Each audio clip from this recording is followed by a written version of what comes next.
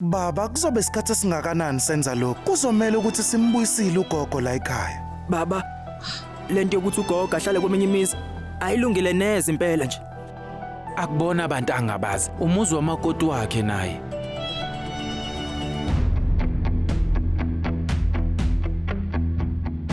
Baba noma kuthiwa sithanda, kodwa ugogo usemvumelile.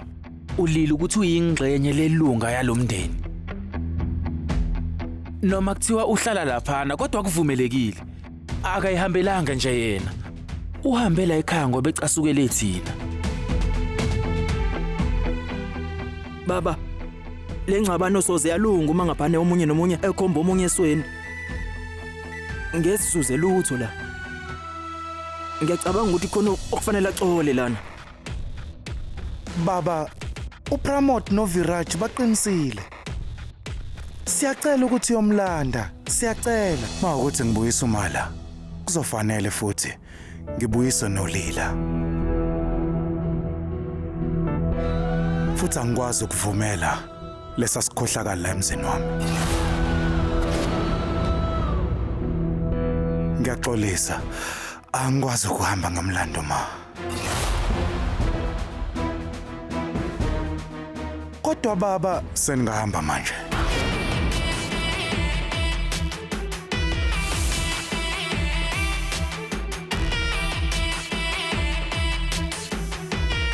Yazi ugogo no-AJ bobabili baqinisa amakhanda. Uma ngabe bobabili beqhubeka nokwenza lokho, iqhinga lami lizoshabalala. Yabona-ke manje sekumele ngenze okuthile.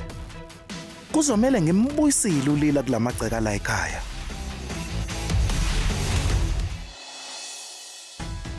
Oh Nkosi. Ngicabanga ukuthi ilona leli gumbi. Iphi indawo yokulayitha ugesi?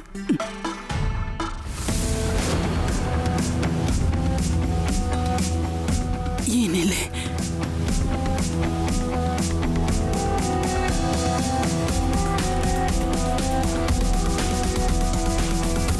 Kuyini konke lokho?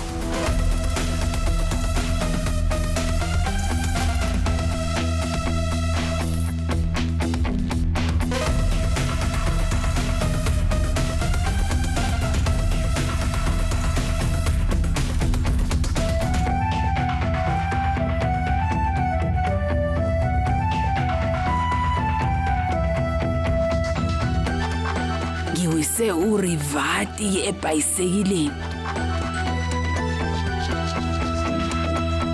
Ngiphule ibhodi lwakamakhelwane lezimbali.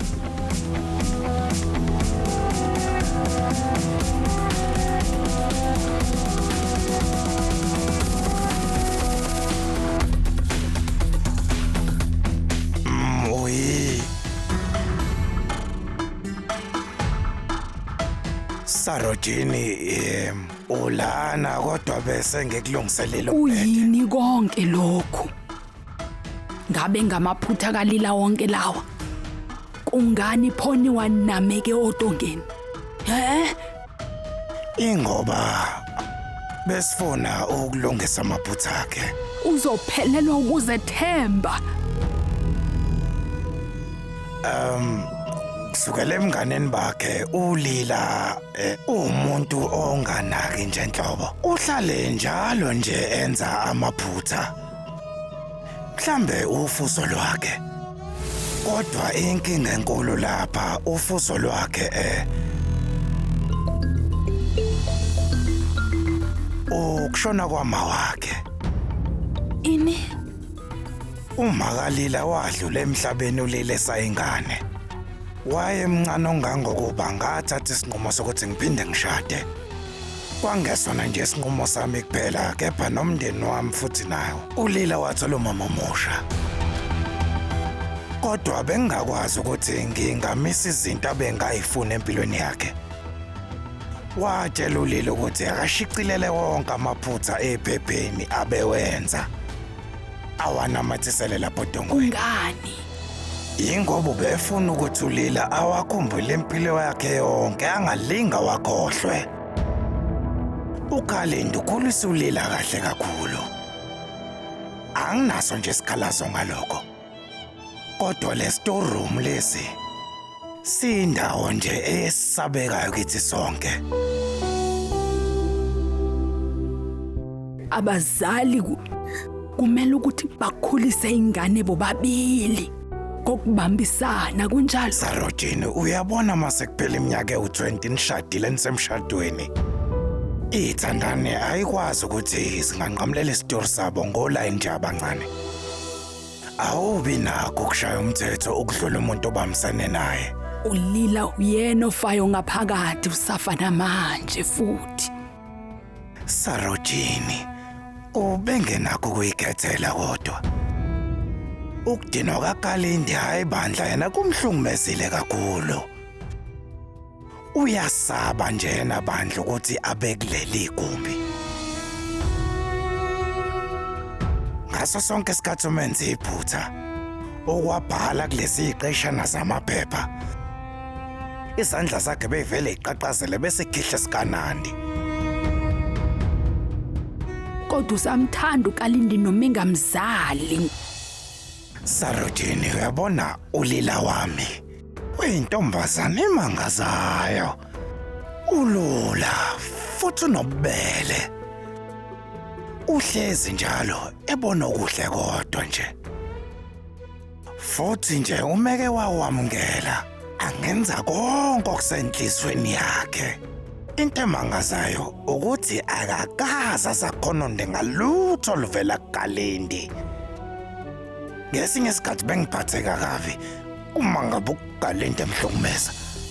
Ngaleso sikhathi kulila uyena obengiduduza. Ubevamise ukuthi uma ubenendlela eziningi zokuthi angifake endleleni, Ngiyazi Sarojini, lokho okwenzeke namhlanje kuyathusa ngempela. Kodwa ngiyayazi intombazane yami, ulila akasoza yenza ngokwenhloso leyo nto. Kungenzeka nje ukuthi akanalo usizo. Kodwa namuva kwalento enzakalile uyaqhubeka wena uyameseka.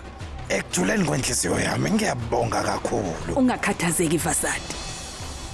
Mina ulila ngizoma naye. Ungakhathazeki ngalutho. Ungaphuthelwa ukuzibophezela ngo7 ntambama njalo ngomsombuluko kuya kuLesihlanu on yours truly Zizonke Sisonke DSTV channel 169.